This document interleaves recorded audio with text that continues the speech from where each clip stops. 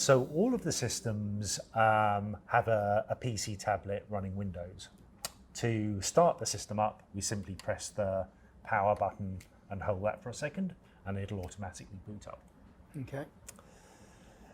This is an emergency stop button. So okay. There are a couple of ways actually to stop the treatment, stop the emission mid-treatment. The user can simply press the button on the handpiece. Yeah. They could, in theory, do a hard shutdown by switching the unit off, but all laser systems have to have an emergency stop button. By simply pressing that, it immediately cuts out the laser emission. Yeah. Perfect. Okay. Now, again, all lasers need a key, whether it's a hardware key or a software key. The default code for all of the units is 1234. Okay. So we simply type in 1234, enter, and it takes us straight to the home screen. There are 5 major buttons on the home screen, but when it's a brand new unit, the first thing I would do is check the defaults in setup. Okay. Once you've done this, you tend not to go back to it. But if I simply select setup, there's a few variables that we can control here. First off, there's the unit volume. So when emission's actually taking place, we've got 3 volume levels that we can choose. Okay. And we can also select a beeping tone or a continuous tone. Okay. So if it was a continuous tone, it would be like beep. Yeah. If it was a beep, it would beep, beep, beep, like so. Generally, users tend to choose on the lowest volume, which we find is loud enough that if somebody were inadvertently to come into the room, they can hear a treatment's taking place, but it's not too loud that it becomes irritating for the user or the patient. And is the beep the default?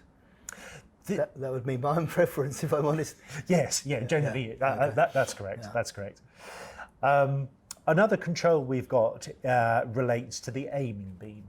So, as you know, the treatment beams are in the near-infrared spectrum, but there's also a visible red aiming beam that lets the user know that it's prepped and ready to work, and also they can get a visual idea of where they're pointing the beam.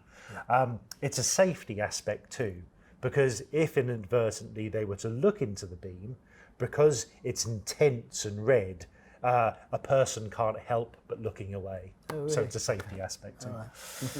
Right. So when treatment's taking place, we can either have the aiming beam on constantly or pulsing. Generally, people choose to have it on steady. Yeah. So it's on all the time. Yeah. Used to that. We have an option here for the use of a foot pedal or the finger switch. In the vast majority of cases, people just choose to use the finger switch on the handpiece, so we make sure the slider button is on finger switch. Okay. Probably the most important thing to check in the setup of the software is the finger switch override, which can be either on or off. If we have the finger switch override set to on, which is generally what people do, that means that during a treatment, you don't have to keep your finger constantly depressed on the finger switch, which tends to give you a bit of a stiff wrist.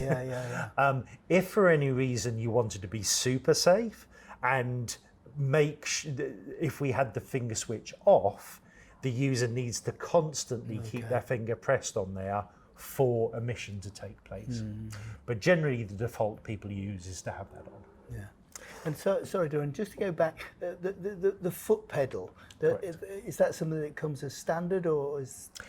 No. There is an option and there's an attachment in the back for a foot pedal device. Okay. But and if that option was chosen, you would simply move the slider across. Perfect. The final option with the XPI and the XLI devices is the enablement or disablement of the haptic and visual feedback on the handpiece. So again, slider buttons on and off. The default is to both give haptic feedback and the amber and the red and the green light feedback, depending on how the user's moving the handpiece. If for any reason you want to disable either one or both of those, you would simply move the slider to off.